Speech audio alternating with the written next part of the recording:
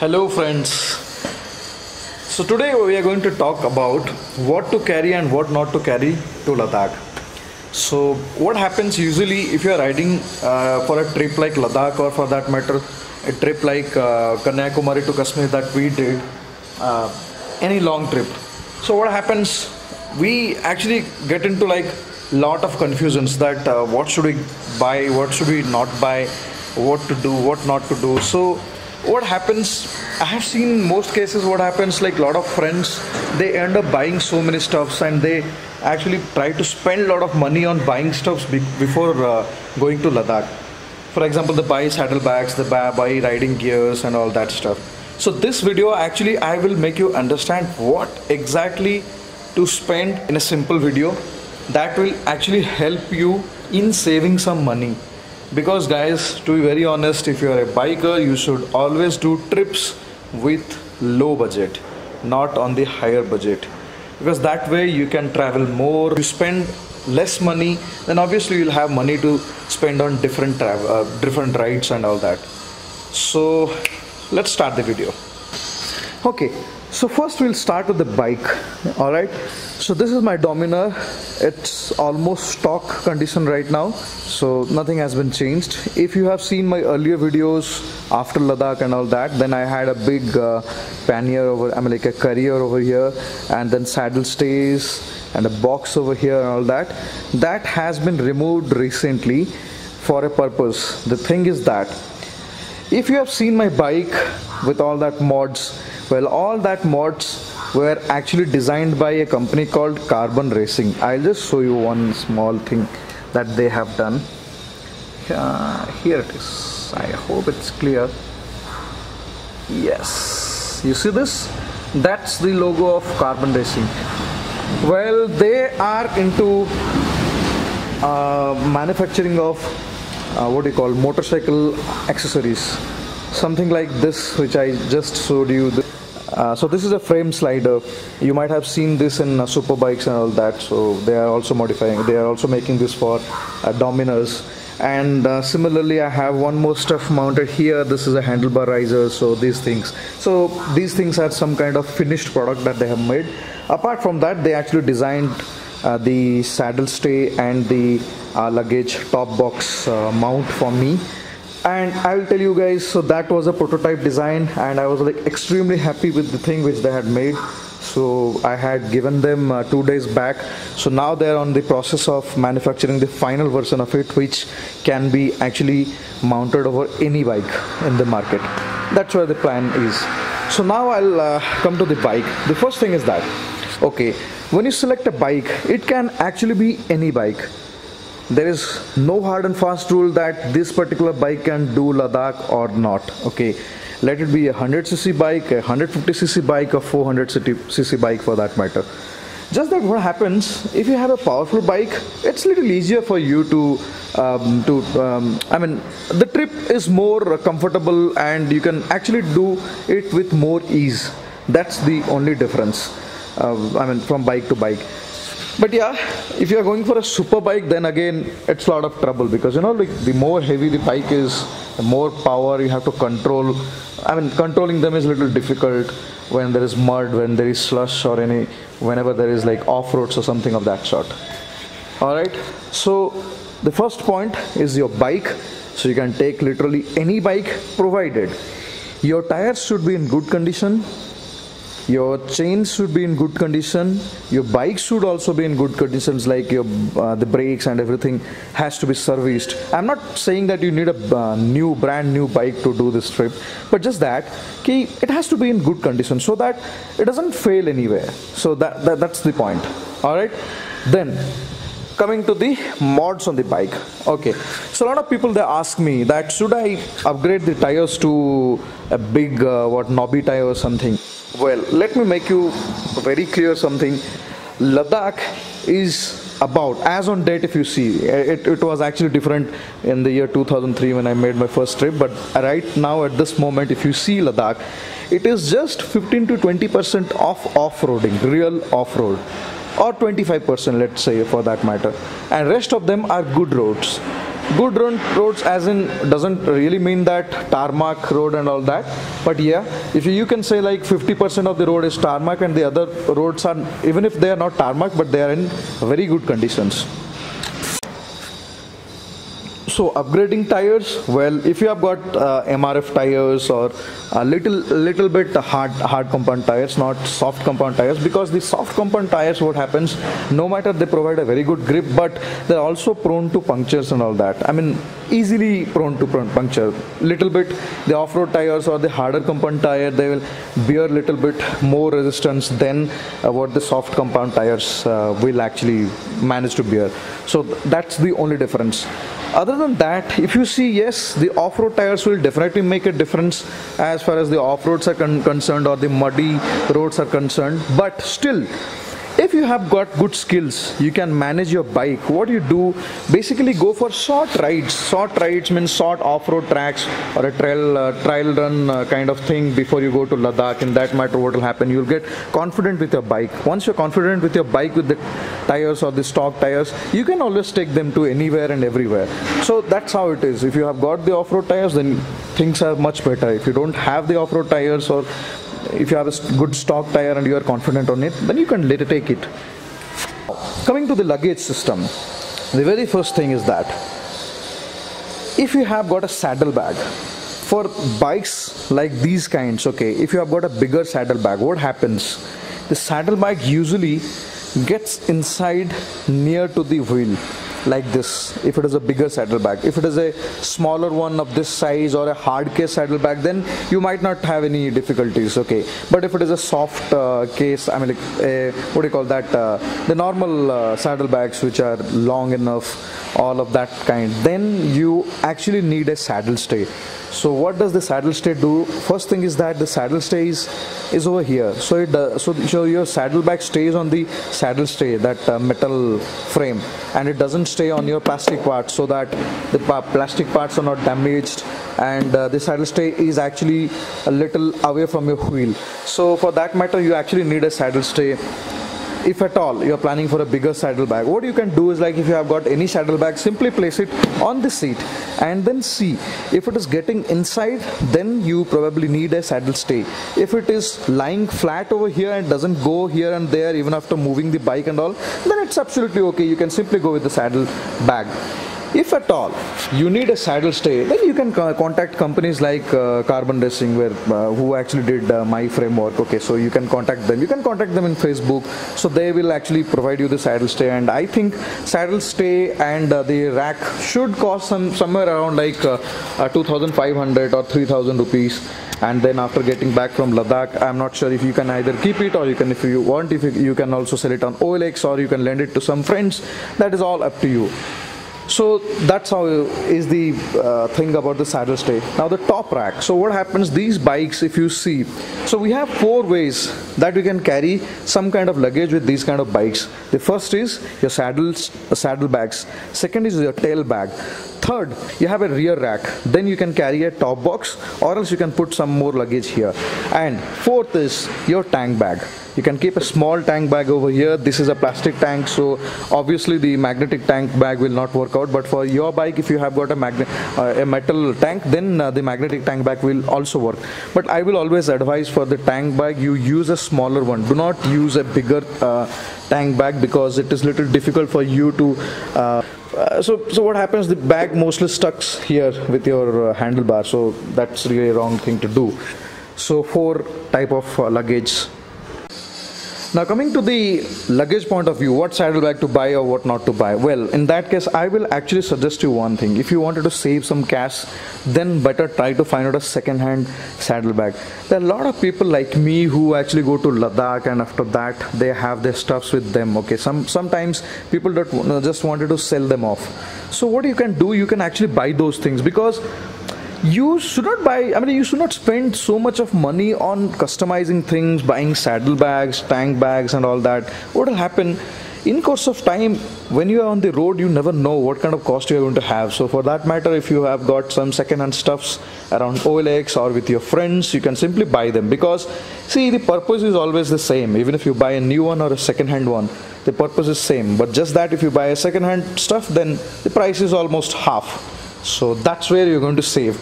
That's one thing. So you can do with all the saddlebags, you can all the bag luggage system, saddlebag, tail bag or tank bag, everything. You can simply find out cheaper options. Now coming to the spare parts of the bike, so you can actually carry simple spare parts. Depending on your bike, the spare part list would be different. For this bike, we carried a set of foot pegs. Yeah, that's a very important thing, because sometimes what happens, the bike falls, then the foot pegs break.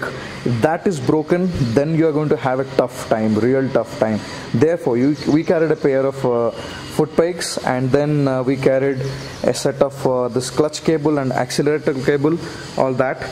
And apart from that, I think these bikes actually do not need any kind of spare parts. Yeah, if your chain supports the link lock system, then you can buy a couple of link locks. Maybe for bullets and all that, you can buy 1 or 2 link lock chain that component.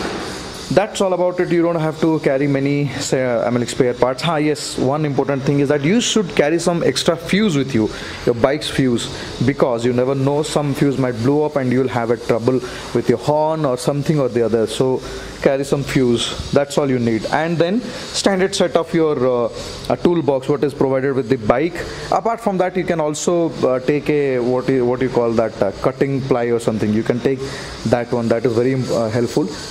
And then you should always carry a puncture repair kit with you. Well, my recommendation, again, because I have used the puncture kit from Grand Pit Shop and I really liked it. So if you want, you guys can actually get them. So I'll also provide links to the product that I use in the description section of the video. If you like, you can buy them. And otherwise, you can also buy other stuffs which are there in the market. So there are a lot of choice anyway. So I had that puncture repair kit for the tubeless tires. If you have got a tube type tire, then you need a lot of stuffs, because you have to remove the wheel. For that you need the wrench sets for what you call the so you need that bigger size wrench set. And apart from that, you also need something to open the tire, the spanners, and then that gum, and then those stickers and all that. So whatever you need, you have to go and consult a puncture shop and get all the stuffs with you, because that is going to help you out so that you are not stuck anywhere. So that goes as the spare part thing. So these were all the stuff that you have to carry as far as the luggage and your bike is concerned. Now apart from that, you need to carry a medicine box with any kind of medicines that you might need. First thing is that get a medicine for that stomach infection or what do you call dysentery problems or all that. वो जो पेट गड़बड़ होने वाला medicine तो definitely रखो. Gas का medicine तो 100% चाहिए, बिकॉज सुबह सुबह राइड करते हो सकता है आपको ब्रेकफास्ट ना मिले, उसके वजह से पेट में गैस हो, पेट का गैस हो गया तो बर्बाद, ट्रिप बर्बाद. So that you need.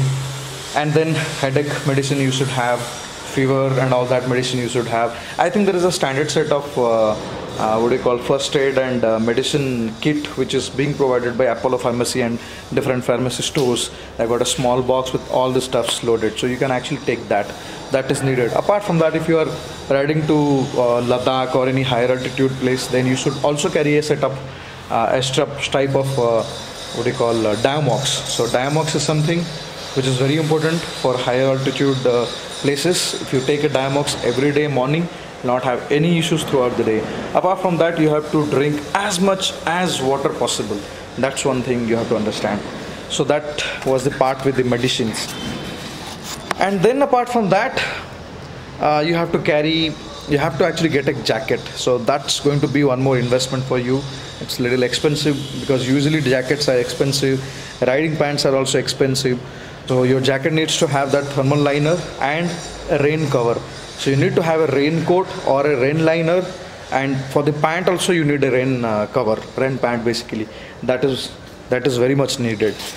Apart from all these stuffs, one important thing that you need is a good pair of gloves, and preferably for Ladakh and all that, you should have a waterproof gloves. If at all you don't have a waterproof gloves, what you can do is get a pair of surgical gloves. So what you can do, you can wear the surgical gloves, and on top of that you can wear your regular gloves. So that what happens, that works as a waterproofing thing. Because just imagine when you are at places like Leh and all that, and their climate is very very cold, and if it rains, it is something which is very horrible. So you need that.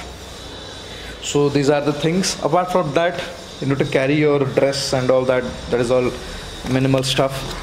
And if you are doing a trip like Leh Ladakh, I would always suggest that you go for an action cam, some kind of action cam which will record your whole trip, because you know these are like memorable trips, once in lifetime you do, and you spend so much money. So you should spend a little bit more money and get an action cam. Action cams these days starts from like 3,000 rupees and ends up to like 35,000-40,000 rupees. So you can select any kind of camera you want. So I'll also share some links to some action cams which are cheaper action cams. You can get them online. That is also there.